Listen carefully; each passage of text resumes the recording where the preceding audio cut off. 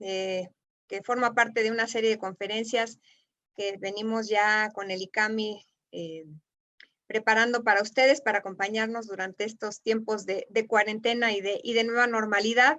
Araceli, bienvenida, por ahí te veo.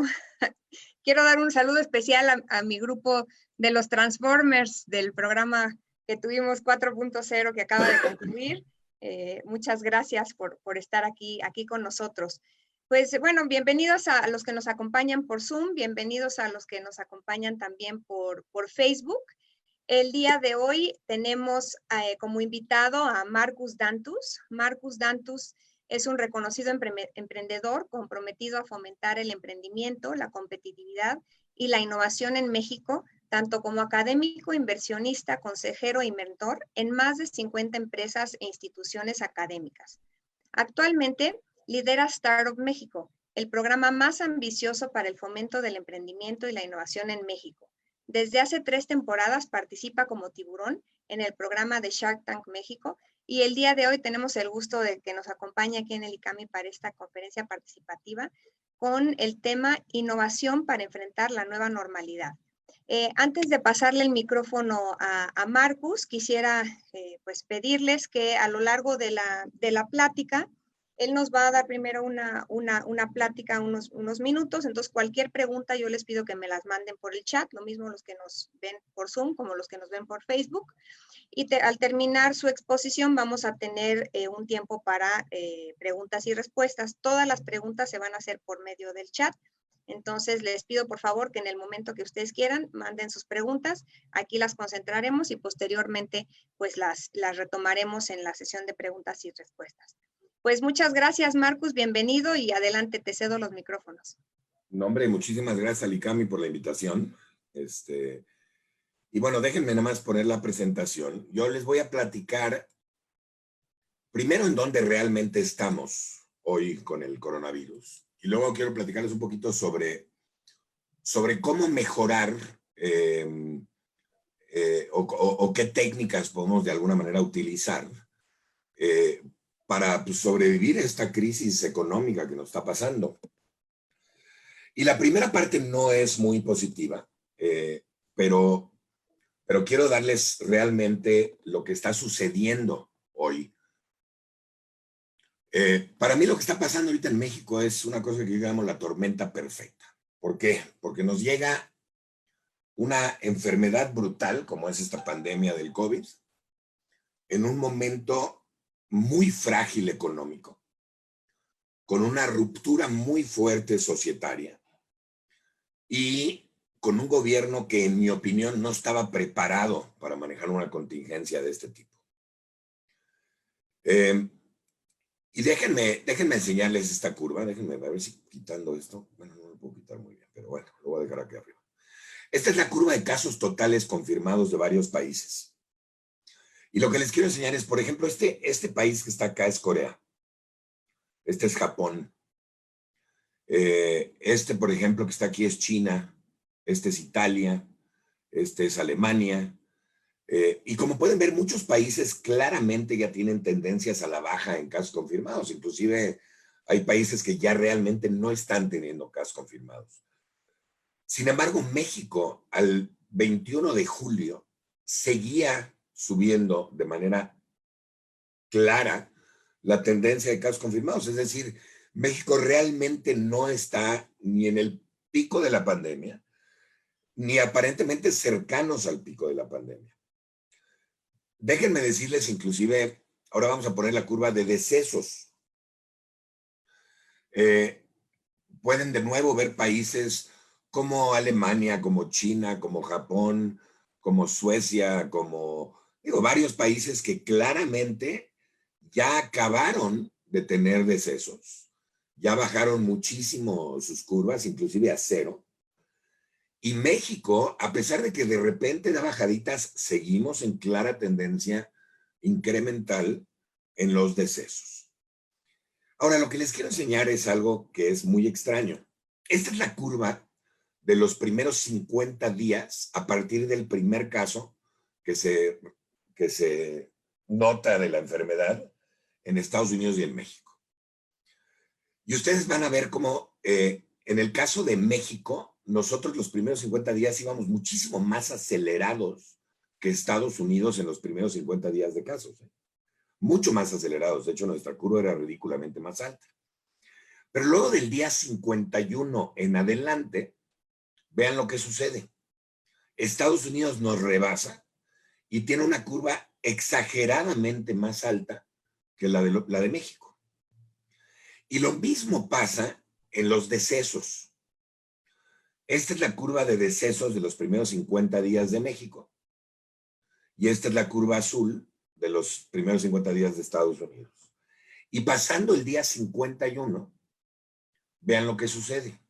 De repente México rebasa a Estados Unidos, no, perdón, Estados Unidos rebasa a México y Estados Unidos tiene una curva increíblemente pronunciada y México se mantiene más o menos lineal.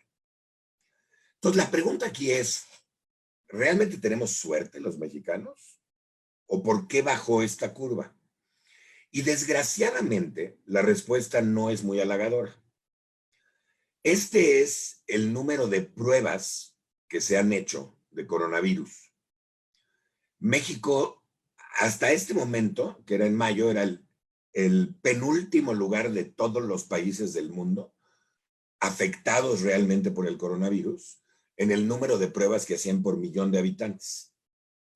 De hecho, si alcanzan a ver acá, no se va a ver el número, pero tenemos, en Estados Unidos, para entonces se habían hecho casi 12 millones de pruebas. Para Canadá se habían hecho 1.300.000 pruebas. Y en México solo, Canadá, que es un país 4 veces más chico que México, y en México solo se habían hecho 160.000 pruebas. Si vemos esta misma información al día de ayer, en julio, seguimos viendo que México sigue ahora ya en cuarto lugar de abajo para arriba, pero porque los otros 3 países son relativamente nuevos. De hecho, Bangladesh, que era el que estaba abajo de nosotros, ya se nos acercó. Y si vemos las pruebas que han hecho los países como Estados Unidos, ya lleva 50 millones de pruebas. Canadá, repito, un país con 4 veces menos la población de México, un poquito menos, tiene ya 3,5 millones de pruebas y México todavía no llega al millón de pruebas. Entonces, obviamente, si no estamos haciendo pruebas de COVID, pues lo que está pasando es que no estamos midiendo correctamente la enfermedad. Se estima que el número de casos de decesos en México es por lo menos 3 veces más alto que el que está reportado. Y se estima que el caso de enfermos de COVID es por lo menos 20 veces más alto que el que se está reportando. Así de grave es la situación hoy en México. Ahora, también quiero que vean una cosa. Este es el 9 de abril.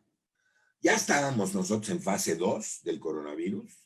Ya se había hablado de la sana distancia, etcétera. Este es el mercado del mar en Guadalajara. Y vean, por favor, cuánta gente está usando cubrebocas. Y vean la distancia que mantiene uno del otro.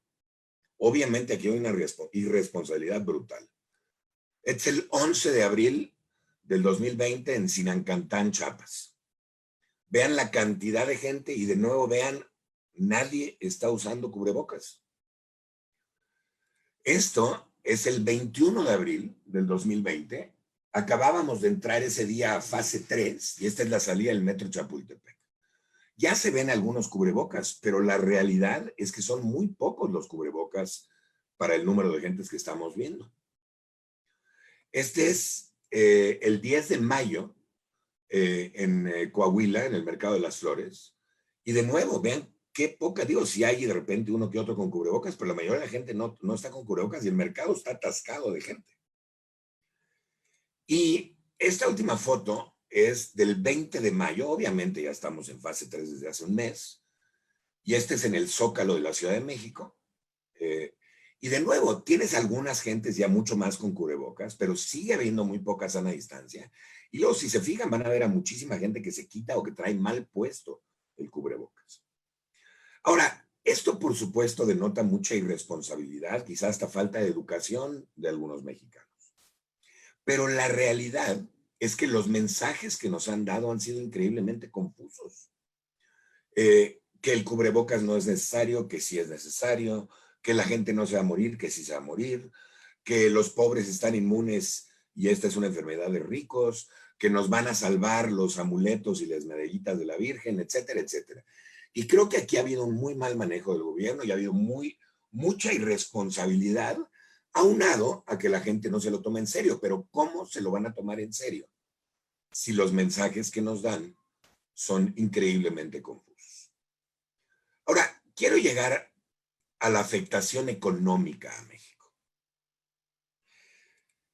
Miren, por ejemplo, este es el precio del petróleo desde hace 3 años. Desde hace un año, desde más o menos julio del 2019. La caída que tuvo el petróleo mexicano en abril y mayo llegó a ser tan baja que el precio del petróleo empezó a ser negativo. Y cuando estaba en $8 el barril, el costo de extraer petróleo era más caro que el costo de venderlo. Ahora, el petróleo, recuerden, representa el 7% del Producto Interno Bruto de México. Nada más con una caída como la del petróleo, que todavía no se recupera, está más o menos a mitad de precio de cómo llegó a estar, pues ya es suficiente para que una economía sea devastada. Pero además del petróleo, también se cayó el turismo. El turismo representa el 9% del PIB del país. Ahora, el turismo tuvo su peor trimestre desde el 2015. Vean, por favor, algunos datos del turismo. 98% de caída en turismo.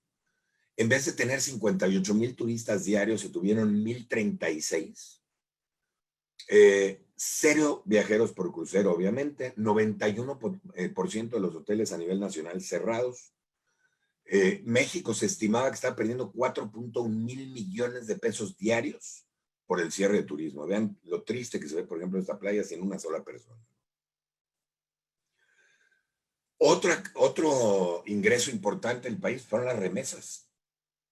Y las remesas se estima que van a caer por lo menos en un 25% de este año, si no es que más, por varias razones, por los problemas políticos que están teniendo toda la gente que emigró a Estados Unidos, pero también porque pues, la afectación en el COVID en ese país es igual o peor que en México. Y la inversión extranjera, también otra medida de la confianza en nuestro país y otro ingreso importante, cayó de manera impresionante y continúa cayendo. Nada más en el mes de abril salieron 32,000 millones de dólares en 30 días. En el mes de marzo salieron 150,000 millones de pesos. O sea, está vaciándose las arcas de inversión extranjera. La confianza en el consumo cayó como nunca había caído. Inclusive digamos, la noticia era que la confianza en el consumidor mexicano sufre la peor caída en su historia. Esto fue en abril. Y vean cómo no se ha recuperado. Este es mayo, este es junio. ¿Esto qué quiere decir? Que la gente no está gastando y no está confiando en gastar su dinero.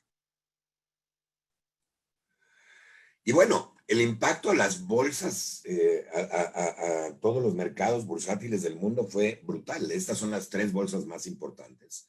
La Nikkei de Japón, el Dow Jones de Estados Unidos, el FT de Inglaterra. Y lo mismo le pasó a la Bolsa de México.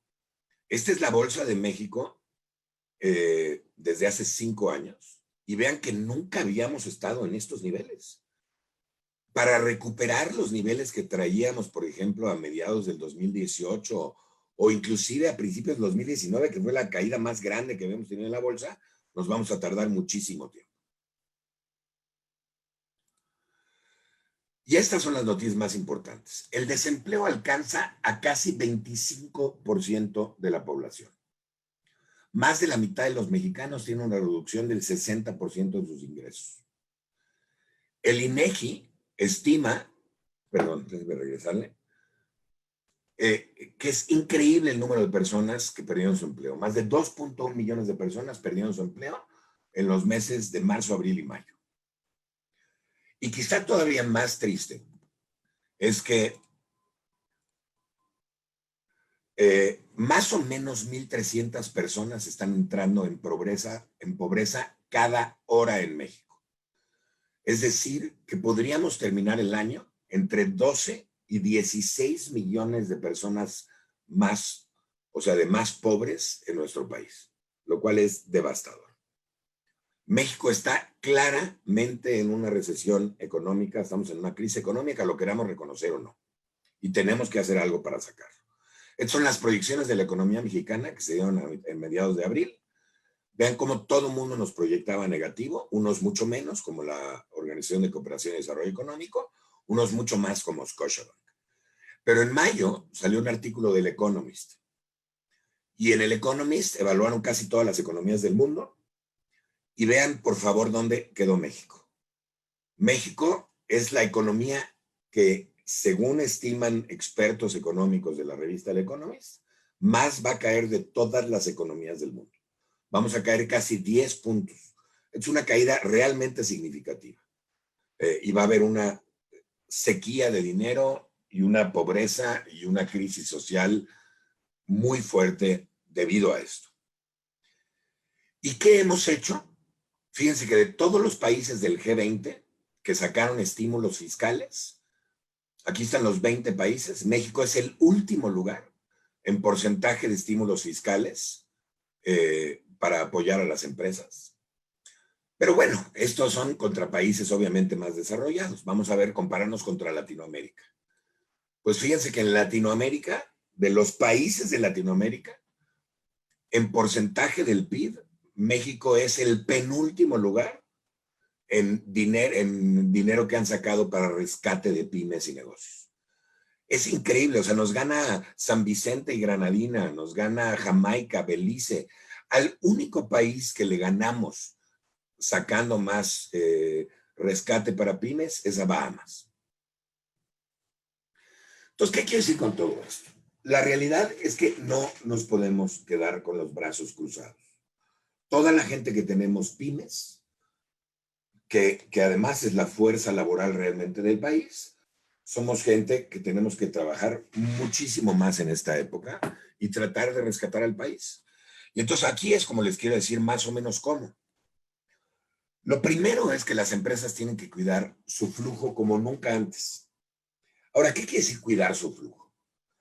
Lo que yo les recomiendo es, primero, obviamente, que recorten todo tipo de gastos superfluos. Si las empresas viajaban, que dejen de viajar. Obviamente ahorita no ha habido muchos viajes, pero si tenían, por ejemplo, comidas con clientes, dejen de tener comidas con clientes. Renegocien absolutamente todos los contratos que tengan. El contrato de renta, si tienen una deuda, reestructuren la deuda. Ahorita es un momento en donde todo el mundo sabe que si no se reestructura, es muy probable que las empresas dejen de pagar y caigan en moratorio. Tienen que acelerar ciclos de venta. Vemos muchas empresas que les vendemos, por ejemplo, a corporativos y los ciclos de venta nos van a matar. Se tardan a veces 9 a 11 meses en venderle a una empresa grande. Entonces tenemos que sacar un producto que también le venda a empresas medianas o chicas para que de alguna manera podamos seguir manteniendo un flujo importante de dinero entrando a nuestras empresas, ¿no? Las empresas tienen que tener una estrategia digital realmente bien hecha. ¿Por qué? Porque ahora, especialmente estos meses en que no hemos salido o que ha salido muy poca gente, pues tenemos que seguir vendiendo y tenemos que seguir estando conectados. Entonces, primero, yo diría que las empresas tienen que estar preparadas con cosas como la teleconferencia. Ahorita ya se nos forzó a todos a hablar a través de Zoom o de Google, o etcétera, etcétera, pero tenemos que tener estas cosas ya dentro de la empresa con cuentas reales, etcétera. Tenemos que tener herramientas de colaboración que realmente permitan a que todas las gentes de la empresa sigan trabajando como si estuvieran en un solo lugar. Tenemos que tener herramientas de almacenamiento para guardar todos los datos y poderlos compartir entre todos los usuarios de la empresa. Tenemos que tener todo tipo de sistemas de ventas como de CRM, sistemas de procesos como el ERP. Tenemos que tener, obviamente, ciberseguridad, porque si todo va a estar en la nube, pues tenemos que estar cuidando esta información que a veces es crucial y nos puede matar si va a manos erróneas. La segunda cosa que creo que tienen que tener las empresas, pues es obviamente equipar a sus empleados para poder participar en esta nueva fase de las empresas y en el trabajo en casa, ¿no? Los empleados tienen que tener equipos de cómputo, por ejemplo, que realmente les permitan la velocidad y la eficiencia como los tenían en la oficina. Tienen que tener suscripciones a internet rápidas y que les permitan realmente avanzar igual, de nuevo, que la conexión que se tenía en la oficina o mejor. Tienen que tener todo tipo de programas de seguimiento en donde especialmente los gerentes o los directores de las empresas sepan realmente qué está haciendo todo el mundo en su empresa.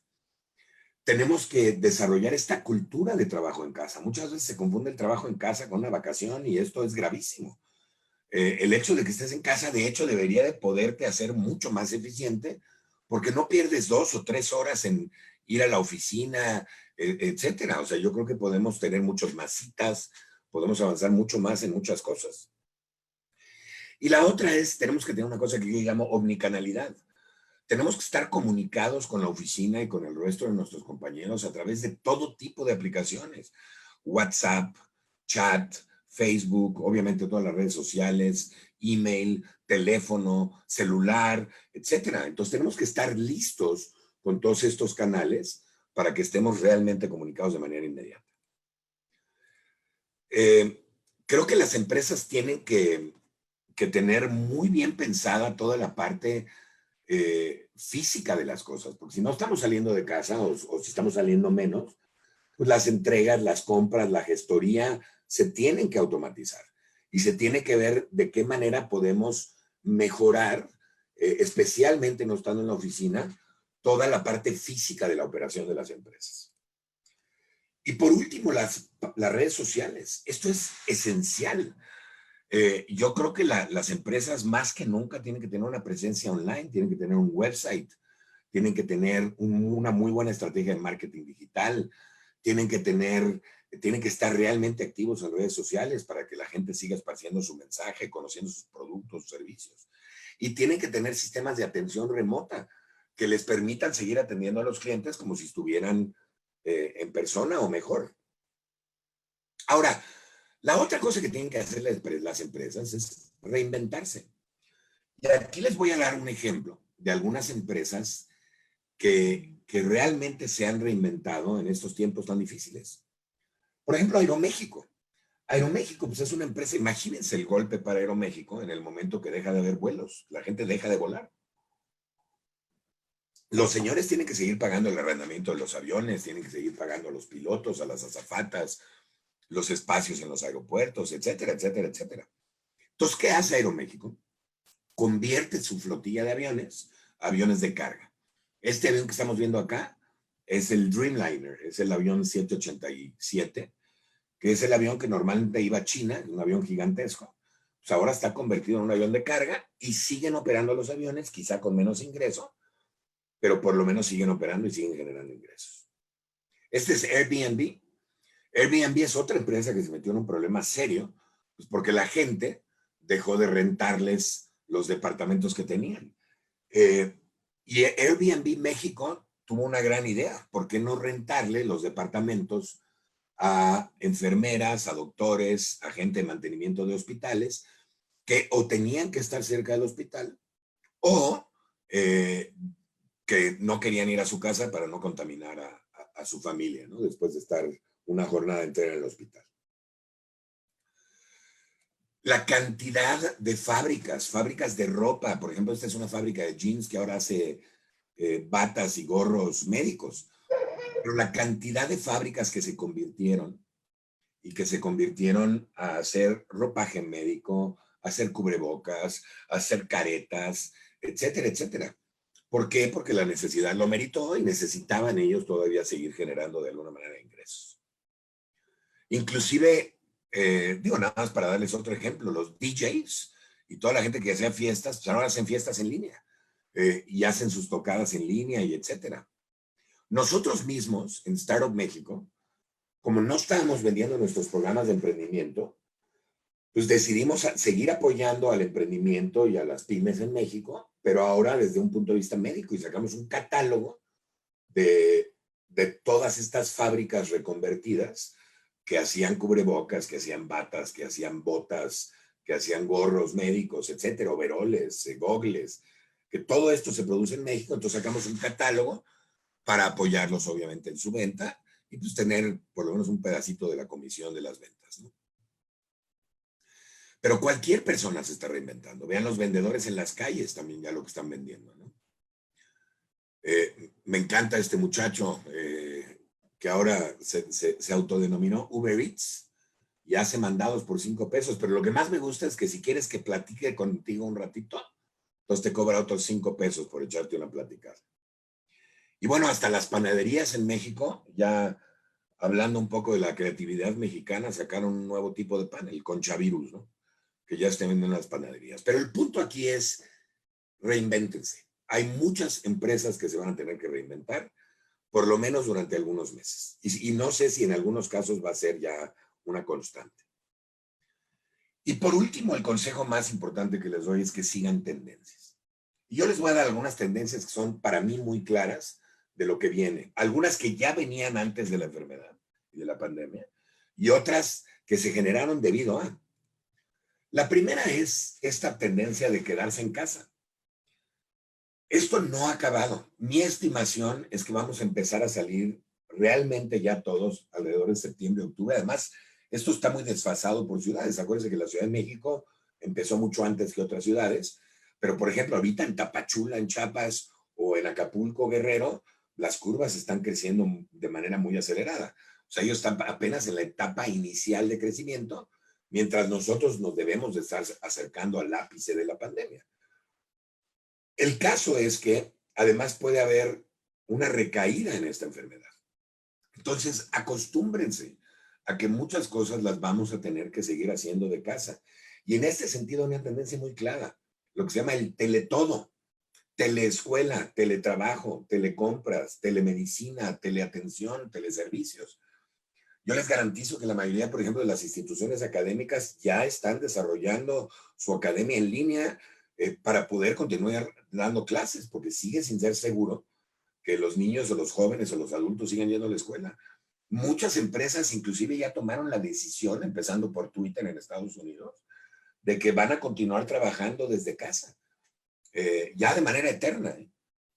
Obviamente las telecompras, la cantidad o el crecimiento en el comercio electrónico en México ha sido espectacular, ¿no? En fin, lo segundo, y platicaba yo de la parte física, ¿no? De las empresas.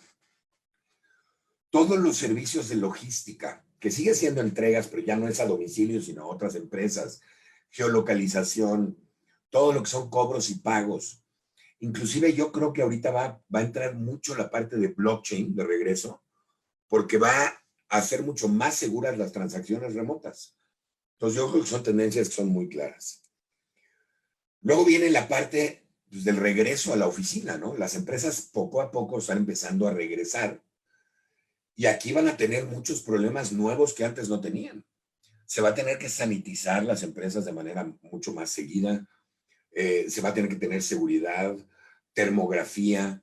De hecho, si van ahorita a un corporativo, van a ver que lo primero que hacen es que les toman la temperatura. Pues todo este equipamiento ahorita lo hacen manual. Eventualmente, probablemente van a comprar una cámara termográfica y la cámara solita va a indicarles si las personas que están entrando tienen alguna temperatura. Va a haber sistemas también en donde se mantiene la distancia, por ejemplo. Van a tener que comprar un montón de insumos médicos que antes no necesitaban. Toda la parte de entretenimiento en línea, la música, el video, los juegos, la parte de e-deportes, ¿no? Los concursos deportivos, pero en jueguitos.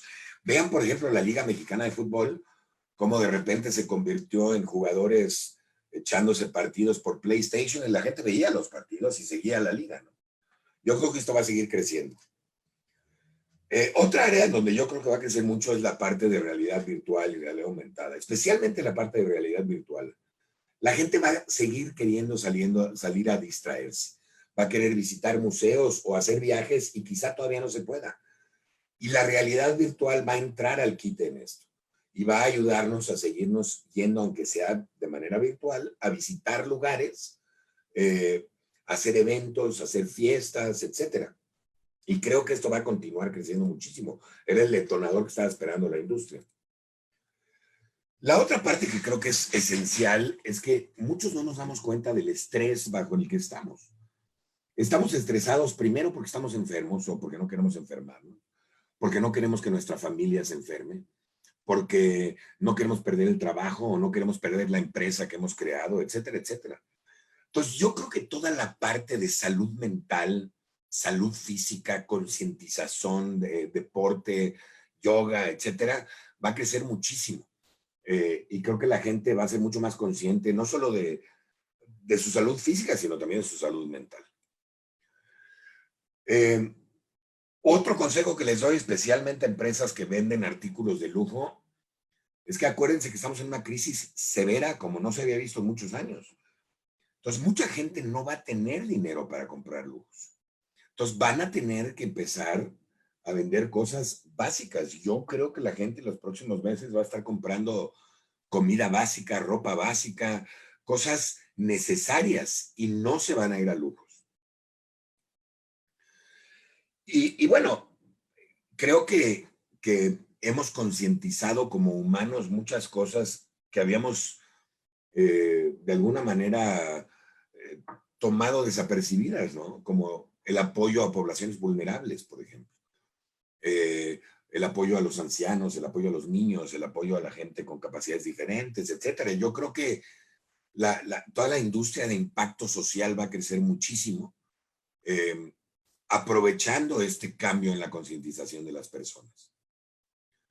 Y por último, creo que también la parte ecológica va a crecer mucho. Yo creo, o por lo menos espero, que con una pandemia como la que estamos viviendo, encerrados en casa, etcétera, empezamos a apreciar un poco más nuestro planeta, empecemos a apreciar un poco más el mar, los bosques, etcétera, y empecemos a cuidar mucho más la ecología del planeta. Entonces yo creo que va a haber mucha cabida para proyectos ecológicos que mejoren la economía, que mejoren estos tiraderos y generación de basura, etcétera, etcétera.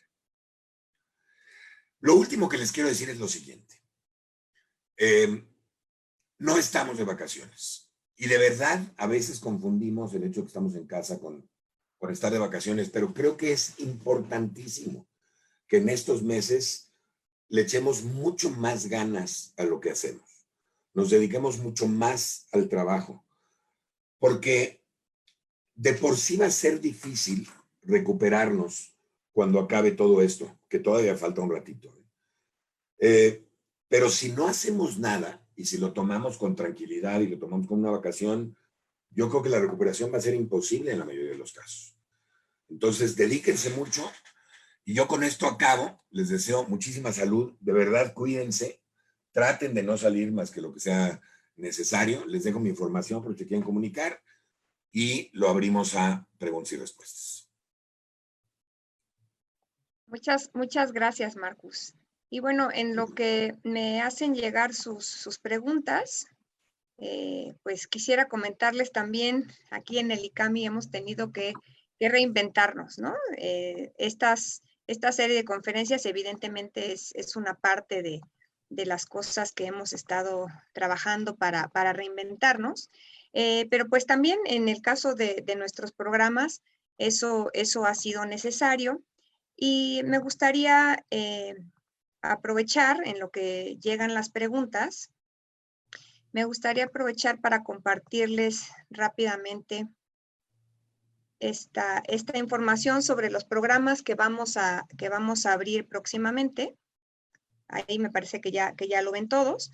Nuestros programas, que son los programas tradicionales, el PCG y el LD, programa de perfeccionamiento de competencias gerenciales, y el programa de líderes en desarrollo, que nos ayudan a crecer como líderes y enfrentar productivamente el cambio. Al final lo que buscamos, saben, es que seamos mejores personas para que obtengamos mejores resultados. Entonces, ya también estos programas los estamos tomando en línea. Y específicamente para este momento coyuntural, desarrollamos 3 programas, que son el programa de gestión en tiempo de crisis, el programa de ventas consultivas y el programa de la persona y la transformación digital. Tenemos distintos inicios. El programa de gestión en tiempo de crisis inicia el jueves 25 de agosto, el de ventas consultivas el 7 de agosto, y el programa La Persona y la Transformación Digital tenemos un inicio para este jueves 5 de agosto. Tenemos los datos de contacto. Laura López, perdón, me parece que no se ve muy bien. Voy a hacer un poquito más pequeña esta diapositiva. El teléfono de contacto con Laura López, por si alguno de ustedes está interesado, pues nos dará mucho gusto verlos por acá en el ICAMI. Muy bien, Marcus, pues pasamos entonces, ya tenemos aquí una serie de preguntas interesantes. Quisiera iniciar con Carlos Reyes. Carlos Reyes, cuando nos estabas hablando sobre precisamente esto, que todo el mundo se está reinventando y que aparentemente el trabajo virtual se va a convertir ya en algo permanente, nos comenta, bueno, que él está tratando de bajar costos, tiene una oficina pequeña en ingeniería, y si bien ahorita ya está trabajando virtualmente, pregunta sobre tu opinión, si de plano valdría la pena cerrar esa oficina y ya quedarse por completo en el trabajo virtual. La verdad es que si él puede mantener su operación de igual manera, con la gente trabajando de manera virtual, una de las cosas que esta pandemia nos ha enseñado es que no necesitamos necesariamente un lugar físico. Entonces, ¿para qué gastar en un lugar físico? Si realmente no hace diferencia, ¿no? O podría inclusive tener parte en una oficina compartida, por si necesita tener una junta o algo, pero reducir muchísimo su costo de oficina, ¿no? Muy bien, muchas gracias. Tenemos aquí una pregunta de Oscar Rincón. ¿Cuál sería tu recomendación para los que queremos emprender en esta crisis? Fíjense que es una pregunta que sale muy seguido cuando doy este tipo de conferencias. Y la realidad tienen que pensar que hay obviamente pros y contras para emprender, ¿no? Empecemos por los contras. México hoy es un país mucho más hostil en su ambiente para emprender. Hay muy pocos apoyos, especialmente federales. No hay realmente un ecosistema con el que había hace unos años de emprendimiento, de innovación. Están empezando a desaparecer las incubadoras, etcétera. Pero por otro lado, en primer lugar, se ha generado muchos fondos de inversión que están invirtiendo en empresas de nueva creación. Y quizá lo más importante es que toda crisis, con todo lo negativo que trae una crisis, también trae cosas positivas, trae nuevas oportunidades. Se generan nuevos problemas y nuevas necesidades que no teníamos antes, que obviamente son todas oportunidades de emprendimiento. Entonces, en ese sentido, es un muy buen momento para crear nuevas soluciones a problemas que antes no teníamos, ¿no? De acuerdo. Muchas gracias. Tenemos aquí alguna otra que nos dice si recomiendas hacer una inversión en la bolsa de valores. Mira, no sé mucho de la bolsa de valores. Lo que sí sé es que la bolsa de valores en México no es muy bursátil. Es más bien un club de ricos. No hay muchas empresas que salgan en la bolsa de valores constantemente. Yo no creo que sea la mejor inversión que puedes hacer. Ahora, personal, mucha gente también me pregunta, por si me van a preguntar esto, que si es bueno invertir en bienes raíces. Bienes raíces, pues también es un área en donde pues, el dinero de alguna manera está más seguro, ¿no? Porque si todo sale mal, ahí está el bien raíz. Yo, la verdad, soy de las personas que considero que es muy egoísta invertir en bienes raíces o en la bolsa de valores, en este tipo de cosas, porque no ayudas a México. O sea, simplemente es tu dinero poniéndolo a trabajar de alguna u otra manera. A mí me gusta invertir en emprendedores porque estás ayudando primero a una persona a realizar el sueño de su empresa. Segundo, estás ayudando a generar nuevas empresas y por ende nuevas oportunidades de trabajo. Y entonces, con ese tipo de inversiones, yo creo que ayudamos mucho más. Muchas gracias. Nos preguntan cuál sería tu recomendación para crear una verdadera conciencia en las personas sobre el tema del cuidado de la salud y del medio ambiente. Bueno, la verdad es que creo que de alguna manera ya Dios se encargó de eso, ¿no? Si la gente no toma conciencia después de estar encerrados 3 meses en su casa o de ver a sus vecinos enfermarse, algunos morir, o sea, si no tomamos conciencia de la fragilidad de la raza humana eh, con un virus de este tipo, pues yo creo que nada nos va a concientizar, ¿no? De acuerdo, muchas gracias. Nos dicen por aquí, ¿cómo ves a México respecto a la última visita de AMLO a Estados Unidos? ¿Crees que nos ponga como el mejor socio comercial para ellos en el futuro? Este, no, la verdad, o sea, si me preguntan mi opinión, yo creo que Estados Unidos se está burlando de México y nos está utilizando para fines electorales y no tiene nada que ver con apoyar a México. Yo creo que lo que más conviene a México, de manera muy honesta, es que gane un demócrata en Estados Unidos, porque a ellos sí les importa México como vecino. Y siguen habiendo más preguntas sobre las inversiones. Aquí nos preguntan si recomiendas, o bueno, ¿qué opinas sobre las personas que resguardan parte de su patrimonio en productos offshore, en monedas sólidas que generan rendimientos? Pues lo mismo de lo que opino de la gente que invierte en cosas como la bolsa de bienes raíces, que está bien que algo de tu dinero lo mantengas en el colchón o en un banco foráneo, lo que quieras, pero la realidad es que si ese dinero no lo pones a trabajar en generar nuevos empleos, nuevas empresas, etcétera, pues no estás ayudando a mucha gente, ¿no? Y yo creo que ahorita, y déjenme decirles algo, México es muy extraño, porque México es un país en donde no toleramos el fracaso, pero también castigamos el éxito y además no colaboramos. Entonces, somos una sociedad que tiende a la mediocridad sin colaboración. Si nosotros empezáramos a colaborar, si nos diéramos cuenta de que si a un mexicano le va bien, nos va bien a todos los demás, simplemente por asociación, les garantizo que nos iría mejor a todos, ¿no? Hay que empezar a hacer equipo, hay que empezar a apoyar a los demás, por lo menos con una parte de tu patrimonio. Sin arriesgar todo, por supuesto, porque todo esto tiene riesgo, ¿no? Claro, por supuesto. Nos preguntan, ¿usted siente que la realidad virtual podría ser mayormente aprovechada más que un medio de entretenimiento para apoyar en las conferencias a larga distancia? La realidad virtual se puede aprovechar para muchísimas cosas. De hecho, acabo de estar en una empresa hace unos meses en Argentina que la utiliza, por ejemplo, para desarrollar entrenamientos reales. Cuando una persona, por ejemplo, tiene que ir y arreglar el tablero eléctrico de una planta, pues los cuates imitan el tablero eléctrico y las personas practican con un tablero virtual para no regarlo. O sea, hay muchas maneras en lo que se puede utilizar. Yo lo mencioné como parte de entretenimiento simplemente porque la tendencia del entretenimiento en casa, y todos los que nos están viendo, estoy seguro que están viendo más televisión, más Netflix, jugando más juegos de computadora, etcétera, porque se están entreteniendo más, ¿no? De manera privada. Entonces, eso está creciendo muchísimo. Correcto. Vamos a ver, nos dicen por acá. Entonces, con respecto al TEMEC, hay un veto no explícito a, uy, es que perdón, se me mueve. Hay un veto no explícito a China. Por lo que comenta, no sustituiremos la manufactura y no tendremos beneficios. ¿A qué país piensa que llevarán la manufactura? No, bueno, la teoría, lo que dice Trump es que la manufactura se la quieren llevar de regreso a Estados Unidos y están empezando a crear un montón de fábricas y un montón de maquilas ahora en Estados Unidos. Y los impuestos que están poniendo es para poder pagar los sueldos que pagan allá y no perder esa competitividad en los precios de la mercancía. Pero déjenme decirles una cosa.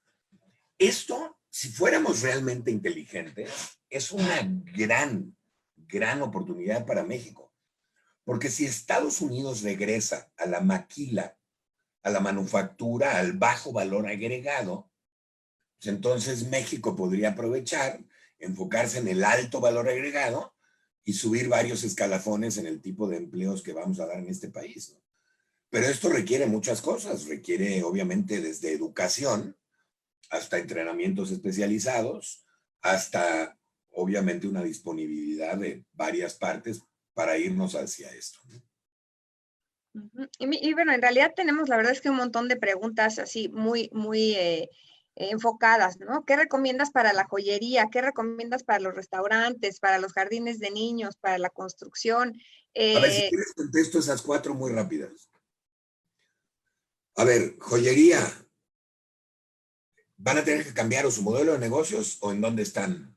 Yo creo que muy poca gente va a estar preocupada por comprar joyería ahorita, y eso se los comenté en la plática, ¿no? Yo creo que la parte, por ejemplo, de la construcción se va a recuperar como siempre se recupera. Yo creo que ahí no va a haber problema.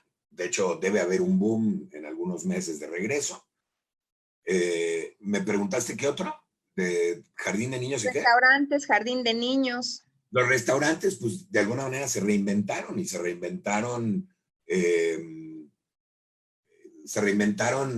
pues, empezando a vender a domicilio, ¿no? Y muchos de ellos inclusive crecieron vendiendo a domicilio y muchos no estuvieron listos y obviamente no les fue tan bien, ¿no?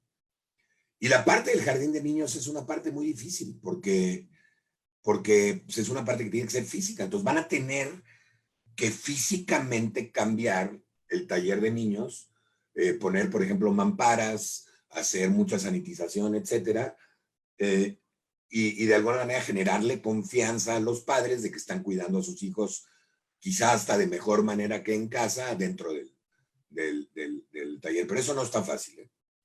¿No? Y fíjate, y al final nos dicen, ¿qué nos recomiendas como líderes para lograr una buena gestión y dirección en la pandemia, ¿no? O sea, al final creo que son las cosas concretas que pueden hacer, pero al final ellos como líderes, pues, ¿cuáles serían Bueno, esas yo creo cuestiones? que si tienen que estar informando constantemente de dónde estamos.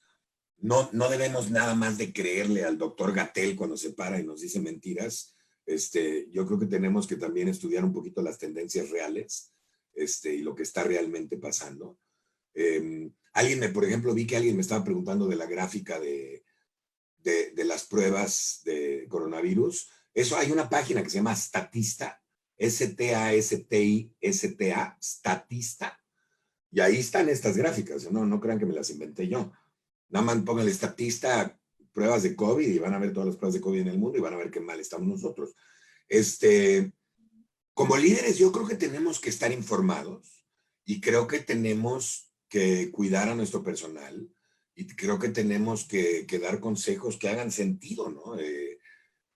Tenemos que tratar de mantener los trabajos de nuestra gente y mantener los sueldos, pero al mismo tiempo mantener la empresa. O sea, no es una chamba fácil, ¿eh? De nuevo.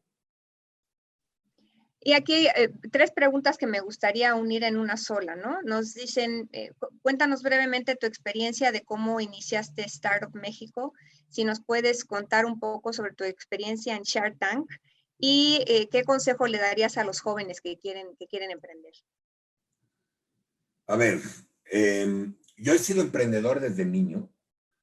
La verdad es que siempre se me ocurrían maneras de hacer dinero. Yo vengo de una familia de clase media baja, y estaba en una escuela donde tenía muchos amigos de clase alta y la verdad es que siempre quise comprarme cosas y juguetes como los tenían ellos. Entonces siempre desde muy chiquito compraba bolsitas de Miguelitos y las vendía cada Miguelito y me di cuenta de la diferencia entre la compra al mayoreo y la compra al menudeo y este tipo de cosas.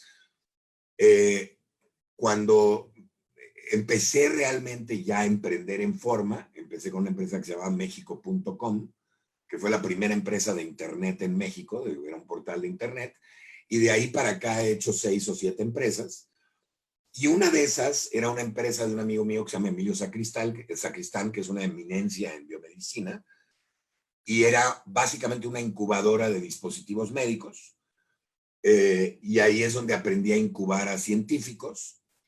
Cuando vendimos esa empresa, me fui yo a una universidad que se llama Centro, que es una universidad de arte y de creatividad y de televisión y de diseño. Y entonces me puse a incubar a chavos, creé la incubadora de Centro y me puse a incubar a chavos que hacían cosas creativas. Y luego me llamó Telefónica y me dijeron que si quería abrir su incubadora de tecnologías de información, que se llamó Guaira, y entonces fundé eso en México, y entonces pues traía ya la experiencia de incubar dispositivos médicos, la experiencia de incubar cosas creativas, la experiencia de incubar tecnologías de información, y con estas tres se me ocurrió hacer algo de mucho mayor envergadura, que es Startup México, y así es como empezamos. Empezamos aprovechando la experiencia que yo tenía. Shark Tank pues ha sido algo muy divertido. La verdad es que me ha dado mucho reconocimiento, aunque no es para nada lo más importante que hago. Pero la razón por la que yo acepté entrar a este programa, más que por el reconocimiento y más que por otras cosas, es porque realmente promueve el emprendimiento. Y yo estoy convencido que el emprendimiento y la innovación son las cosas que cambian países. Hay muchos países en el mundo que a través del emprendimiento y a través de generar innovación han cambiado sus economías por completo. Véase Corea del Sur o Malasia o Singapur o Israel o Chile o Irlanda. Eran países pobres y ahora son países ricos. Es una fórmula que ya sabemos, ¿no? ¿Y cuál era la tercera pregunta? ¿Y qué les recomiendas a los jóvenes que quieren emprender? Pues primero que pierdan el miedo de emprender y que se atrevan. Pero la verdad es que siempre a los emprendedores nuevos les doy los mismos 3 consejos. Resuelvan un problema real, o sea, no inventen un problema, resuelvan un problema que existe, y ahorita hay muchos. Obviamente, mientras más personas tengan el problema, más grande es el mercado y por ende la oportunidad. Segundo, resuélvanlo con diferenciación, es decir, no lo resuelvan igual que los demás, cambien la manera de resolverlo, porque si no van a estar compitiendo por precio o por marketing y se los van a comer vivos. Y la tercera, traten de hacer algo que les guste y que les apasione. ¿Por qué? Porque emprender es un camino bastante más difícil que emplearse. Y si encima de todo no te gusta lo que estás haciendo, pues seguramente vas a rendir mucho antes de tiempo, ¿no? Uh-huh. De acuerdo. Aquí tenemos una pregunta interesante sobre la capacitación. Dice, ¿qué recomiendas para la capacitación y entrenamiento en cuanto a los precios competitivos van a la baja significativamente? Ya que para muchas empresas es un gasto a corto plazo o se pudiera ver como una inversión a largo plazo. En específico, ¿cuál sería tu recomendación sobre estas cuestiones de capacitación y Señores, entrenamiento? si tienen, o señoras, si tienen la oportunidad de capacitarse, capacítense. O sea, no hay nada más importante que la educación, y más en un país como México. Necesitamos estar mucho más educados. Acuérdense de una cosa, ¿eh? Hay una tendencia que yo no mencioné en las tendencias, que a mí me da pavor en la entrada a México, es toda la parte de robótica, automatización, inteligencia artificial. Esto va a quitar un montón de trabajos que la gente hace, pero que no debería de hacer la gente. Y entonces, con más razón, tenemos que empezar a educar a la gente a hacer trabajos de alto valor agregado que no puedan ser sustituidos por una máquina. Porque los trabajos que puedan ser sustituidos por una máquina se van a sustituir por máquinas. Entonces, yo creo que nunca se debe parar. Yo mismo todo el tiempo estoy educándome y entrenándome. Y si veo un curso que me gusta, lo tomo. Y si veo una plática interesante, la escucho. Y si veo un nuevo libro, lo leo. O sea, de verdad, si hay algo que para mí es eterno y continuo, es la educación. Y nos preguntan, ¿cómo podríamos generar un network de pymes para generar soluciones entre nosotros y tener algunas sinergias? Pues simplemente generarlo, hagan un portal de pymes e inscríbanse. Hay muchas maneras y hay varios networks de pymes también, ¿eh? Yo creo que la manera correcta de hacerlo es empezar a profesionalizar segmentos de pymes.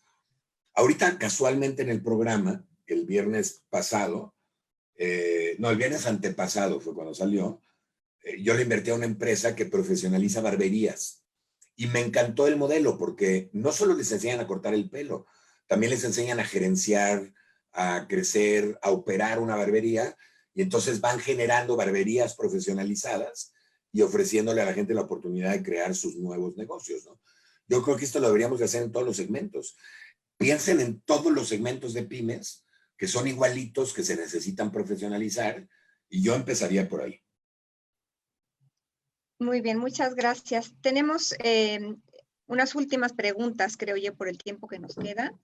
Nos preguntan, ¿en qué sectores consideras que sería prudente invertir ahora? ¿Qué opciones hay? Si a lo mejor algo que tuviera que ver con sectores menos favorecidos, en fin, ¿qué opinas sobre el tema? Bueno, hay que ver dos cosas. Hay que ver en dónde realmente hubo una afectación fuerte, pero también hay que ver si la tendencia va a ser hacia arriba o hacia abajo. Hay cosas que probablemente se van a tardar muchísimo tiempo en recuperarse. Véase los hoteles, ¿no? Claro, cuando abran las puertas y regresa la gente, pero la gente realmente va a ir a hoteles o va a ir a departamentos tipo Airbnb, todavía no lo sabemos. Yo creo que, de nuevo, yo creo que hay que invertir, si realmente quieren invertir, inviertan en educación corporativa, educación empresarial y pónganse a hacer sus empresas o inviertan en algún tipo de educación que también les ayude en la gestión dentro de las empresas donde están trabajando para también subir de puesto y hacerse más valiosos en la empresa, ¿no? ¿Alguna plataforma en especial de capacitación que conozcas y puedas recomendar? El ICAMI. Muy bien, gracias Marcos. Sí, muy recomendable. Nos preguntan también sobre dónde pueden obtener apoyos financieros para pymes o si existen algunas plataformas de emprendimiento igual que tú pudieras recomendar para estas pymes. Bueno, fíjate que sí, hay algunas cosas muy interesantes ahorita. NAFIN sacó unos créditos de hasta 5 millones de pesos sin garantías, precisamente para la recuperación de pymes. FIRA, que es más de apoyo rural y agropecuario, también sacó unos créditos interesantes y apoyos. Hay ahorita una institución que está haciendo factoraje inverso también, que está ayudando a las empresas grandes a pagar mucho más rápido a las pequeñas, que es otro de los grandes problemas que tienen las empresas chicas. Pero fuera de eso no he escuchado de muchos más apoyos, ¿eh? Muy bien, muchas gracias. Y pues bueno, tendríamos tal vez una última pregunta ya para que puedas hacer un comentario de cierre. Y nos preguntan sobre, a ver, déjame pensar, porque hay tantas, a ver cuál sería la más adecuada para. Dice, mi interés es empezar a ser un emprendedor con un negocio propio. ¿Qué me sugieres para iniciarlo desde abajo? Y bueno, y creo que en general pudiera ayudarnos a todos en esta idea de emprendimiento e innovación.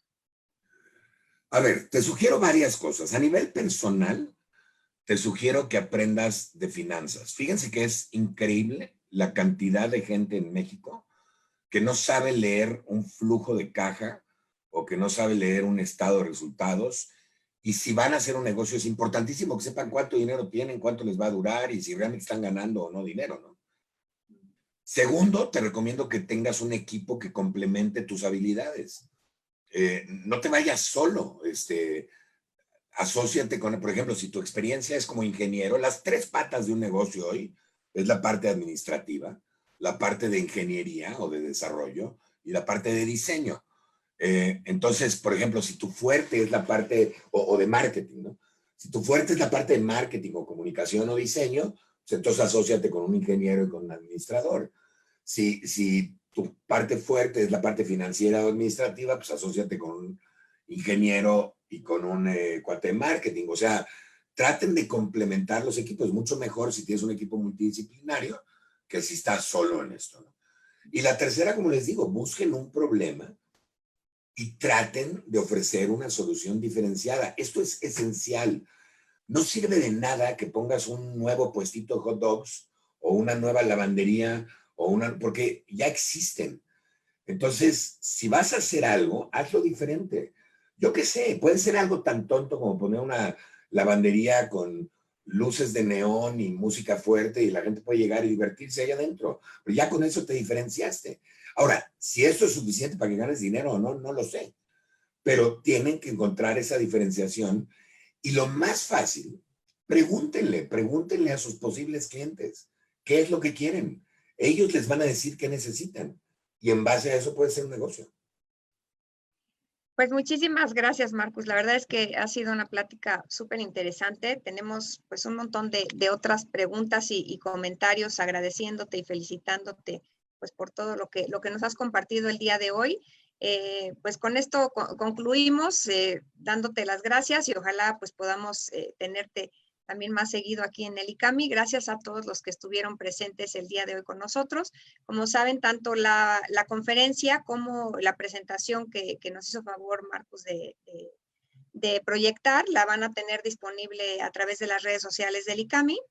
Y pues me despido con esta, vuelvo a dejarles el contacto por si alguno de ustedes quiere tener alguna información adicional de nuestros programas y pues decirles que estén pendientes para que podamos avisarles de otras actividades que estaremos realizando también aquí en el ICAMI. Pues muchísimas gracias y hasta la próxima. Nos vemos. Muchas gracias. Gracias a ustedes. Bye bye. Gracias, muchas gracias. Hasta luego.